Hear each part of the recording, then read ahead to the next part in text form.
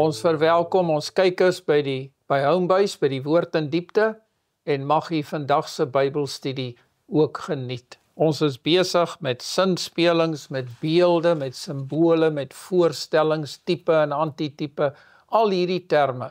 Maar dit maak die Bybel interessant, dit gee vir ons ook 'n dieper insig, dit help ons om diepsinnig daaroor te bepeins en na te dink. En as ons vandag kyk na ons gebedsfoto daar, dan sien jy daar die beeld, die metaalbeeld van Daniël 2, waar elke metaal iets voorgestel het. En dan kom maar 'n klip, daai klip tref hierdie beeld aan sy voete en maal dit fyn tot stof. Kom ons bid saam.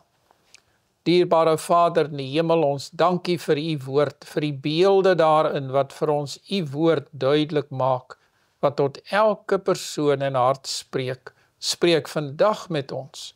Ons bid dit in Jesus naam. Amen. Nou die Here het nie net sy kerk waarvoor hy lief is nie. Sy liefde strek baie wyer as net vir my en my gesin. Dit strek ook na alle nasies. Elke koning, elke mens op hierdie aarde, elke volk. En so wil hy hê dat almal tot hom moet kom. Daniël 7 vers 14, lees dit vir ons, Rebecca. En aan hom is gegee heerskappy en eer en koningskap, en al die volke en nasies en tale het hom vereer. Sy heerskappy is 'n ewige heerskappy wat nie sal vergaan nie, en sy koninkryk een wat nie vernietig sal word nie. Nou as ons weer na daai gebedsfoto kyk, van watter koninkryk praat hulle hier? Die kop van goud, die bors en arms van silwer, die buik en lendene van koper, of die bene van yster, of die tone van yster en klei gemeng. Van watter een praat dit? Nie een van daardie nie, dit praat van die klipkoninkryk, wat daar die beeld getref het. Al die ander koninkryke het gekom en gegaan. Gekom en gegaan. En die klipkoninkryk, hy kom, hy vernietig die aardse koninkryke, die hele beeld tot stof. En dan heers dit as 'n ewige heerskappy. En dit sal ingelui word met die wederkoms van die Here. Die mens het God se volmaakte plan en regering, wat hy in die begin beplan het, vir sy eie selfsugtige, rebelse regerings verruil. Die mens het net soos Lucifer gesê, ek kan iets beter doen. En hy het probeer verbeter op God se liefdesplan. Die mens sy hoogste ideale het pateties misluk. Sy herstel lê in 'n terugkeer na sy skepper, deur hom as koning te erken, waar God die mens waar geplaas het, op die 26ste verdieping van 'n woonstelgebou? Nee, in 'n tuin. Hy het hom in 'n tuin geplaas. Het hy daar vir hom 'n bank en 'n TV-stel gegee om te ontspan? Nee, hy het vir hom werk gegee om te doen in die grond en met die plante in die tuin. Hy moes dit bewerk. En die mens het gekom en hy het sy eie ding begin doen. Hulle het begin saamdrom in stede. Hulle het huise bo mekaar gebou, wat ons noem dit woonstelle vandag. Die ewels het daar in daai stede begin uitbroei, selfs in die oertyd daar. En Adam en Eva het gereeld teruggestap na hulle geliefde tuiste toe, na die poort waar engele gestaan het om daai poort te bewaak. En daar het hulle gaan aanbid. Daar het hulle 'n altaar gebou en tot God gebid en gesê ons is jammer. Maar die skade is gedoen en die mens moet saam met sy nageslag die gevolge dra van sy sonde. Nou, hulle het nie die tuin aanbid nie, hulle het die Skepper God aanbid. Want as jy die natuur aanbid, dan is dit pantheïsme, die valse idee dat God die skepping is. En God is nie die skepping nie. Net so min as wanneer ek 'n tafel bou, dan is die tafel nie ek nie. Die Skepper het die plante gemaak en die diere gemaak en ons sien hoe mooi hy dit gemaak het. En daar's 'n groot verskil tussen die Skepper wat ver bokant ons gedagtes heers en sy skepping wat hy so mooi gemaak het vir ons. Nou eendag, toe ek hier op die stoep uitstap, toe hoor ek 'n benoude geskree van 'n mossiekie, 'n baba mossiekie. En hier in ons voortuin het die mossie geskree en ek het besef dat daar een of ander iets agter daai mossiekie is wat hom wil opvreet en hy skree vir lewe en dood. En ek het onmiddellik my kamera gegryp van die eetkamertafel af en ek het 'n hartseer foto geneem, want dit was soos blits toe die boomslang daardie voeltjie gegryp. In die foto hang daai mossiekuiken heeltemal slap daar in die boomslang se bek. En dit stel vir my die mooi skepping van God voor en hoe sonde dit kom verniel het. Die slang, die draak, het ons kom vang.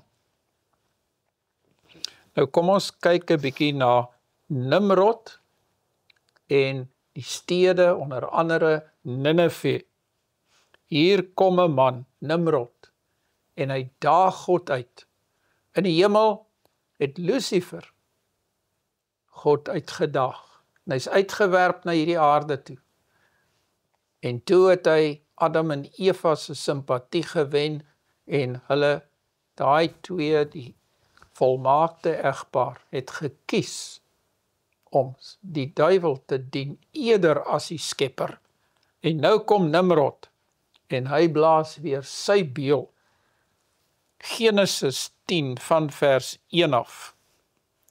En dit is die stamboom van die seuns van Noag, Sem, Gam en Jafet. Vir hulle is daar seuns gebore na die vloed.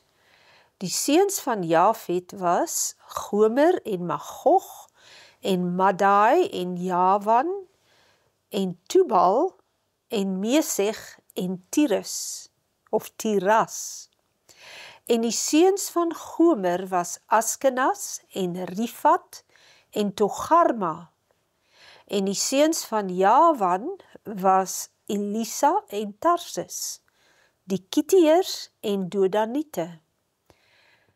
Uit hulle het verdeeld geraak die kuslande van die nasies in hulle lande, elkeen na sy taal, volgens hulle geslagte in hulle nasies. En die seuns van Gam was Kus en Misraim en Put en Kanaan. En die seuns van Kus was Seba en Havila en Sapta en Raima en Saptega. En die seuns van Raima, Skeba en Dedan. Kus was ook die vader van Nimrod. Hy het begin om 'n geweldenaar op aarde te wees. So hier kom ons uiteindelik by Nimrod af. 'n Seun van Kus en 'n geweldenaar. En wat sê dit van hom? Hy was 'n geweldige jagter voor die aangesig van die Here. Daarom sê hulle, soos Nimrod 'n geweldige jagter voor die aangesig van die Here. En die begin van sy ryk was Babel en Erech en Akkad en Kalne in die land Siniar. Uit hierdie land het hy getrek na Asur en gebou, Ninive en Rehobot, Ir en Kalag, en Resen tussen Ninive en Kalag, dit is die groot stad. So wie kan ons vandag die vader van stede noem? Die vader van die boosheid wat mense weggeroep het van 'n landelike bestaan, om saam te drom in stede, in geboue, en daar te bly, met al die ewels wat by legio daar uitgebroei het. En die eerste stad wat genoem word was Babel. En daar het hulle die toring van Babel opgerig. En hulle het 'n reuse verstande gehad. Ek glo nie hulle het argitekte gehuur om daai toring te beplan nie. Ek dink elkeen in sy kop het die verstand gehad om so 'n reuse gebou te bou. En hulle het saamgespan teen God en hy het stad na stad na stad gebou, een na die ander. En dan, as ons kyk na hierdie opsomming, hoe graag hulle moet daardie opsomming of tabel daar opsit en daar hou, sodat ons dit kan deurlees. Wie was Nimrod? Ons kyk na daardie 7 punte. Nommer 1. Hy verlaat sy voorouers se landbouberoep. Die voorouers was mense wat geploeg het, wat skape, beeste aangehou het, en wat van die land geleef het, soos Adam en Eva in 'n tuin geplaas was, om grond te bewerk, om plant en dier te versorg en te bewaak. Dit was sy voorouers, maar hy verlaat dit. Hy verlaat sy landbouberoep. En hoeveel vandag het daardie beroep verlaat? Ons boeremense wat nog op die plase werk, leef na aan die Here op die plase. Die tweede punt, hy leef deur sy eie mag en krag. Ek dink aan Kain, wat die groep voorstel wat van die Here af weggedryf het, wat besluit het dat ek sal heers met my krag. Hy vertrou nie meer op sy skepper nie. Jy's 'n selfgemaakte man.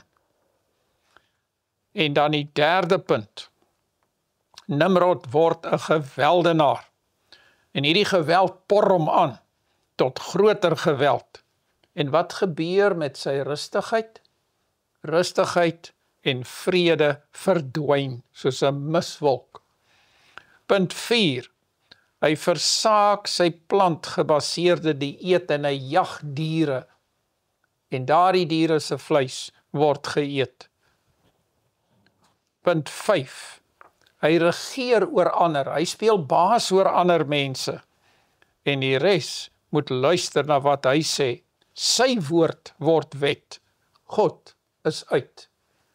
En hy volg sy eie kop en sy eie planne. Punt 6. Sy onderdane groepeer saam met hom in stede wat hy laat bou. En wat gebeur met die sosiale orde? Die agteruitgang het sy oorsprong hier in die stadslewe. Punt 7. Sy planne sal triomfeer oor God se planne, het hy besluit. Ek weet beter. En hy bou die toring. Watter toring? Die toring van Babel. Die mens bestuur en beplan sy eie lewe en God het nie sê of plek daarin nie. En dit is wat ons lees ook in Genesis 11 met die toringbouers. God se gawes word misbruik, ons krag en gesondheid, ons rykdom, die rykdom van die natuur word geplunder, doodgemaak, afgekap, verniel. En in die bygaande foto kan jy sien, daar is mense besig om hierdie geweldige mensgemaakte gebou op te rig, sodat hulle tot by die wolke kan vorder en dalk kan uitvind waar God woon en waar hy is. Hoe pateties as mens daarna kyk. En dan wat sê Genesis 11 in vers 4? En hulle sê, kom laat ons vir ons 'n stad bou en 'n toring, waarvan die spits tot aan die hemel reik, en laat ons vir ons 'n naam maak, sodat ons nie oor die hele aarde verstrooid raak nie. Het jy opgelet dat die woordjie wat die meeste gebruik word, die woordjie ons is? Die mens word nou meer belangrik as sy skepper, hy vertrou op homself. En hy het daai reuse verstand wat God vir die mens gegee het, wat ons vandag nie meer het nie. Kom ons gaan oor na Abraham toe, en ons kyk hoe die Here deur Abraham sy plan vir die nasies gehad het. Hy roep hom uit 'n stad uit, weg van sy mense wat hom sou beïnvloed, en hy bied vir hom 'n swerwerslewe aan, tot in die land Kanaan, en nou moes hy in tente woon, en hy moes van die land lewe, 'n landbouer en 'n vee-eienaar. Genesis 12 vers 1. En die Here het aan Abraham gesê, gaan jy uit jou land en uit jou familie en uit jou vader se huis na die land wat ek jou sal wys. En as die Here 3 keer 'n ding sê, dan dra dit klem en dan is dit belangrik.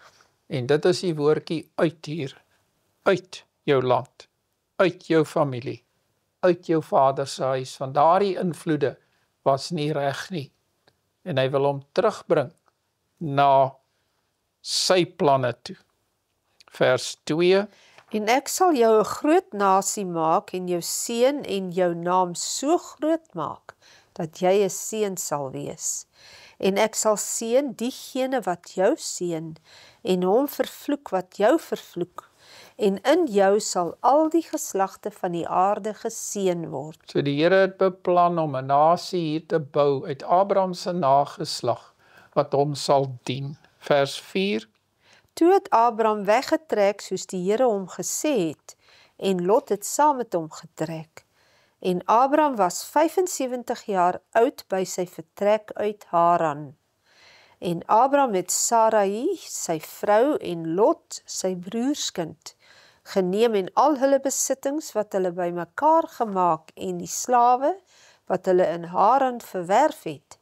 En hulle het uitgetrek om na die land Kanaan te gaan en in die land Kanaan gekom. Dit is my baie interessant, waar God Abraham roep, en hy roep hom uit sy land uit, trek hy tot by Haran. Maar hy roep hom ook uit sy familie en uit sy vader se huis. En daar het sy vader nog geleef in Haran. Nou moet hy nou van sy vader wegkom. Toe het hy daar gebly tot sy vader oorlede is. En as ons na die fotootjies kyk wat ek hierby gesit het, die eerste een daar dui vir ons 'n stadslewe aan. Dit wat Nimrod die stede gebou het en daar gestel het. Dit wat die mens verkies het bo God se keuse. En dan die volgende foto is van 'n plaaslewe. 'n lewe waar die kinders leer om tuin te maak, waar hulle die plante beter leer ken as die rekenaars en die selfone en die helder liggies van die stad. Wat kies u vandag? Ek weet daar gaan nou hande op en stemme van duisende verskonings, maar ons kan nie en dit en dat, is hier te kort en daar te lank. Maar as ons kyk na Lot, toe Abraham en Lot geskei het, watter rigting het Lot se gedagtes en voorliefde hom gelei? En toe hy na die lewe van gemak kyk, al nader aan die stad, waar daar in vandag se taal elektrisiteit is, waar daar huise is, waar daar winkels is, waar daar geriewe is, waar daar gewasse is, waar die mark is goed, en hy kyk hier om na die droë veld van die rante, en Abraham stap daai rante op, maar hy stap hulle op, saam met sy skepper God, en in geloof hou hy aan hom vas. Vers 6 van Genesis 12. En Abraham het deur die land getrek na die plek Sichem, tot by die terpentynboom More. Die Kanaaniete was toe in die land. Daarop verskyn die Here aan Abraham en sê, aan jou nageslag sal ek hierdie land gee. Nou, hoeveel keer het die Here in 'n droom of 'n gesig volgens die Bybel verskyn aan Lot? Nie een keer nie. Daar word niks daarvan gesê nie. So ek verkies eerder om in 'n plek te woon waar ek saam met die Here lewe, waar hy met my praat en my rig en my lei. En wat maak Abraham toe? Toe bou hy daar 'n altaar. Dit beteken daar het Abraham aanbid. Aan die Here wat aan hom verskyn het. Wat sê vers 8? En daarvandaan het hy verder versit na die gebergte oos van Bethel. Let op, na die gebergte oos van Bethel, nie na die ryk vlaktes waar alles mooi groei nie. En sy tent opgeslaan tussen Bethel aan die weste. En sy tent opgeslaan. En Lot het sy tent opgeslaan in die rigting van Sodom. Hierdie verskil is vir my so betekenisvol. En Ai aan die ooste kant, en daar vir die Here 'n altaar gebou en die naam van die Here aangeroep. Daarna het Abraham al verder na die suidland weggetrek. Ek wil eerder saam met die Here trek, as saam met my eie planne, my eie gedagtes. Deuteronomium 4 en vers 5. Kyk, ek het julle insettinge en verordeninge geleer, soos die Here my God my beveel het, om so te handel in die land waarheen julle gaan, om dit in besit te neem. En wie praat hierso? Is dit nie Moses nie? Wat sê hy, die verordeninge van die Here aan sy volk geleer, om so te handel in die land waarheen julle gaan. En watter land is ons heen op pad? Na die hemelse Kanaan. Vers 6. Onderhou het dan en doen dit, want dit is julle wysheid en julle verstand voor die oë van die volke, wat al hierdie insettinge sal hoor en sê, waarlik, hierdie groot nasie is 'n wyse en verstandige volk. Hier staan soveel in daai sinnetjie. As ons vandag vir mense vra, waar moet ons gaan bly? Waar moet ons vir ons kort lewetjie 'n naam vir ons maak? Dan sal hulle sê, gaan na daai stad toe.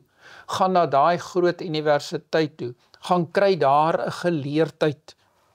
Hier sê dit, waarlik, hierdie groot nasie is 'n wyse nasie en 'n verstandige volk. God lei sy volk. Hy is hulle professor, om dit so te stel, hulle onderwyser, en hy leer hulle. En hulle sal groot wees, 'n groot nasie wees, 'n verstandige nasie, omdat hulle God, die Here is. En dan vers 7. Want watter groot nasie het gode wat vir hulle so naby is, soos die Here onse God, so dikwels as ons hom aanroep. Hoe lank het die Baalsprofete vir Baal aangeroep en hy nie geantwoord het nie? Maar hier sal die nasie sien dat wanneer hulle God aanroep, hy dadelik hoor. Vers 8. En watter groot nasie is daar wat sulke regverdige insettinge en verordeninge het soos hierdie hele wet wat ek julle vandag voorhou? Nou daardie verordeninge, insettinge was so regverdig en reg, dat alle nasies vandag op hierdie wêreld gebruik nog die basis van die 10 gebooie vir hulle regering. En wanneer 'n nasie sê, jy kan maar steel links en regs, dan breek die sosiale eenheid van daardie gemeenskap op, want niemand is meer veilig nie. Wanneer iemand anders se lewens nie meer respekteer nie, of die huwelik respekteer nie, dan verval daai gemeenskap. So daardie wet van die Here staan vas tot vandag toe. Vers 9. Neem jou net in ag en wees terdee op jou hoede, dat jy die dinge nie vergeet wat jou oë gesien het nie, en dat hulle uit jou hart nie wyk al die dae van jou lewe. En jy moet dit aan jou kinders en jou kindskinders bekend maak. En hier sê die Here vir my, julle gaan vergeet, julle moenie vergeet nie. Julle moet terugdink hoe die Here goed was vir julle en hierdie dinge werk. Maar hulle het baie gou vergeet. En in Samuel, reeds vroeg in die geskiedenis van die mensdom, vergeet die mense dat God hulle leier is. En wat gebeur daar? Kom ons lees. 1 Samuel 8 vers 4. Toe kom al die oudstes van Israel bymekaar en hulle gaan na Samuel in Rama en sê vir hom, kyk, u is oud en u seuns wandel nie in u weë nie. Stel nou 'n koning oor ons aan om ons te rig soos by al die nasies. Nou wat gebeur nou hierso? Wat hier gebeur, is dat die mense gedink het dat Samuel hulle koning was. Maar Samuel het nie vir hulle gesê wat hulle moet doen en nie moet doen nie. Hy het God se boodskap gegee vir die mense. Samuel was net die sigbare leier daar, maar God was die werklike leier. Lees vir ons dan vers 6. Maar die woord was verkeerd in die oë van Samuel toe hulle gesê het, gee ons 'n koning om ons te rig. En Samuel het tot die Here gebid.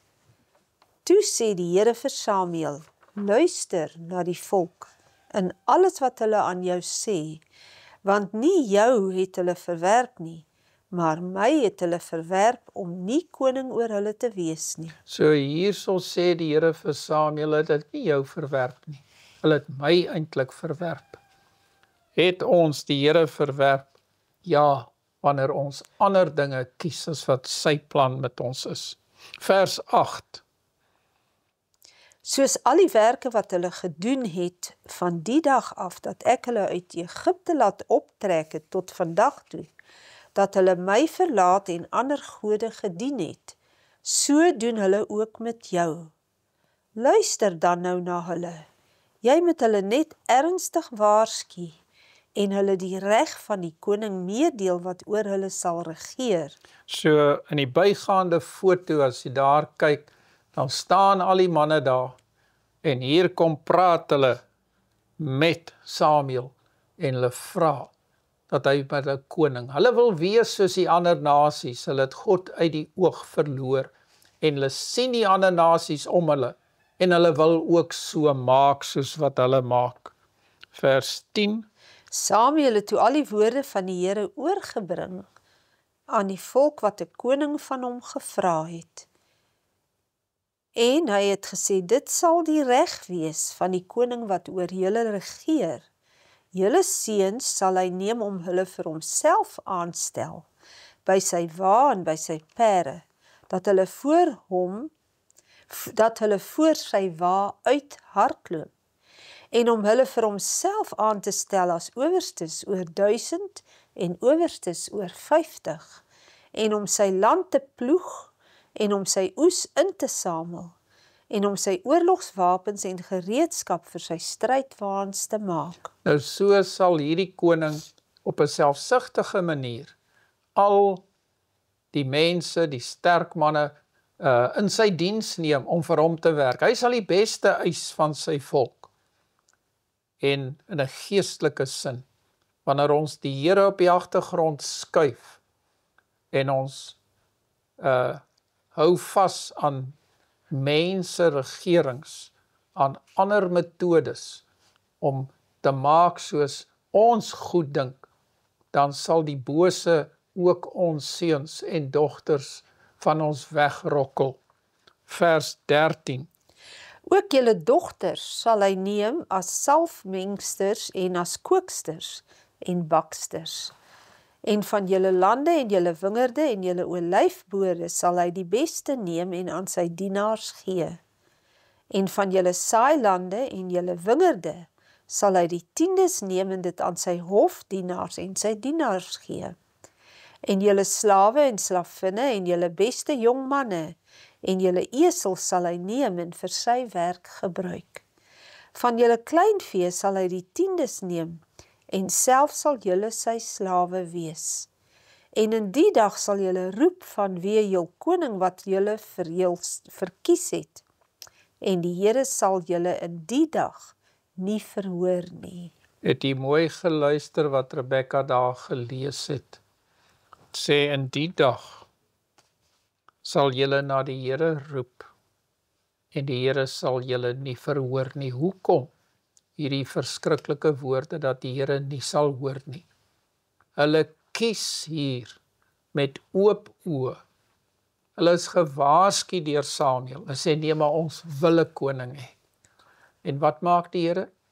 Die Here sê vir Samuel, luister na die volk. Die Here meng nie in en dwing hulle om reg te kies nie. Hy sê, as hulle so wil optree, luister na hulle. Geef vir hulle koning, maar waarsku hulle. Die Here los ons nie heeltemal. En hy waarsku hulle, maar hulle wil nog 'n koning hê. En nou roep hulle die Here aan. Hy sê, in die dag sal die Here julle nie verhoor nie. Dit is 'n treurige toestand, wanneer ons teen die Here kies, en die tyd van ons redding gaan verby. Dit is 'n ernstige boodskap. Nou, wat van die nasies? Dis nou die Joodse nasie wat die Here geroep het deur Abraham om hom te dien. Maar wat van die heidense nasies?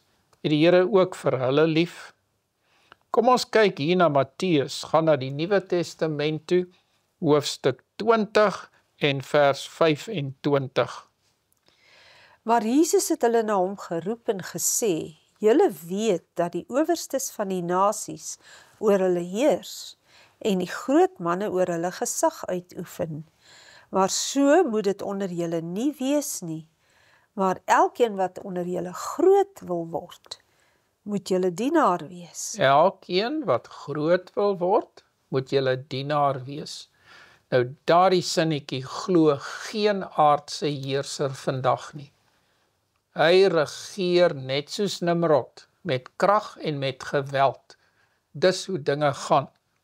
En vandag nog, as 'n koning aangestel word, in 'n posisie, en hy daai autoriteit het, dan misbruik hy daardie autoriteit om vir homself skatte bymekaar te maak. Die beste van die land vat hy.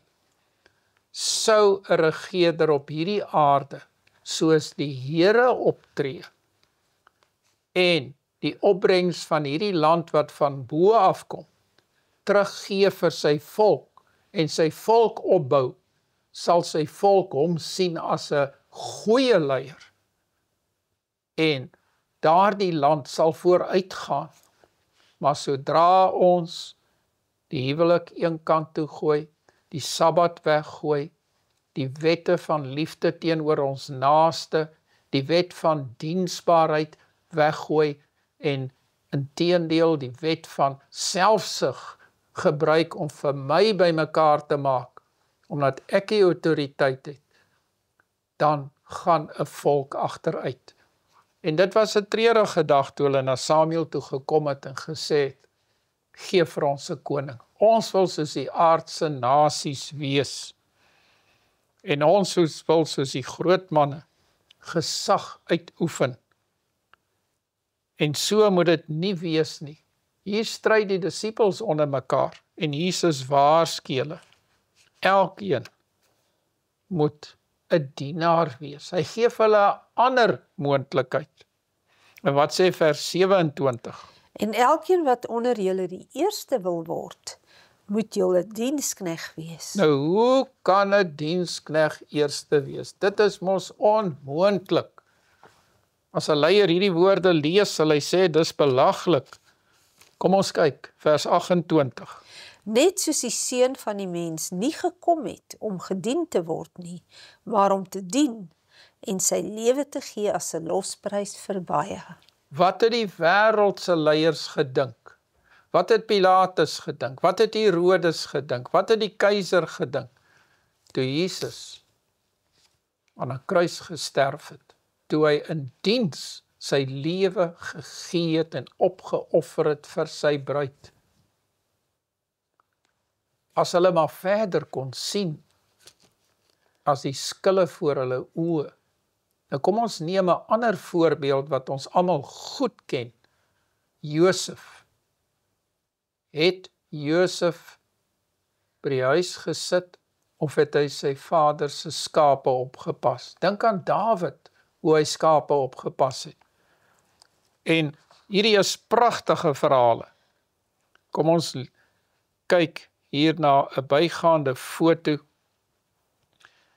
Daar staan Josef, nie met die veelkleurige kleed van sy vader toe hy 'n seentjie was nie.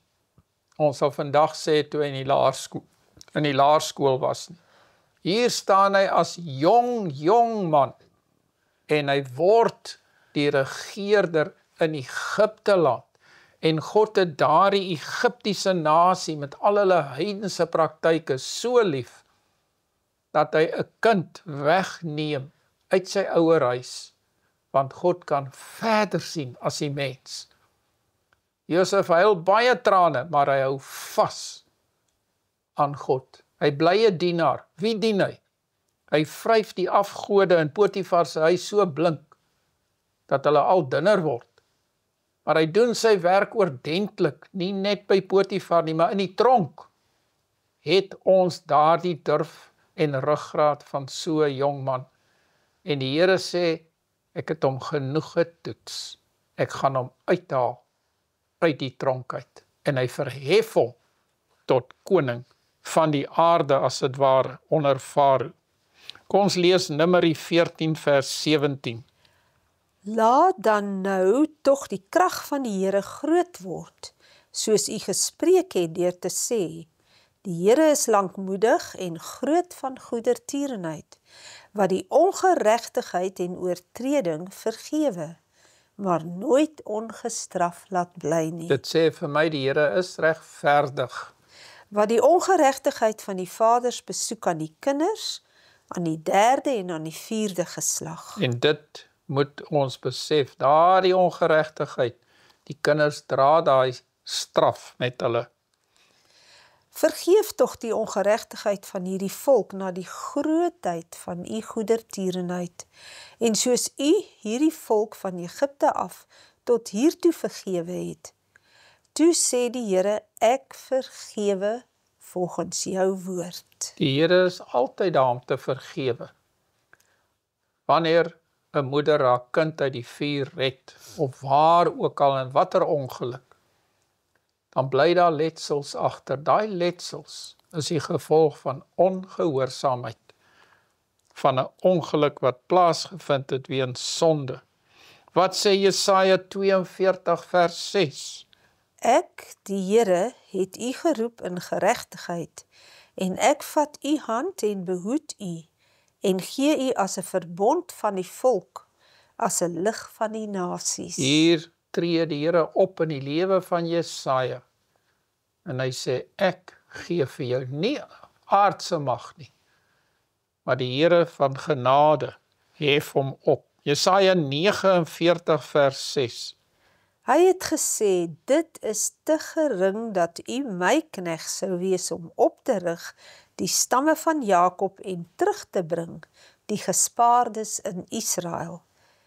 Ek het u gemaak tot 'n lig van die nasies, om my heil te wees en tot aan die einde van die aarde. En wie is die lig van die nasies?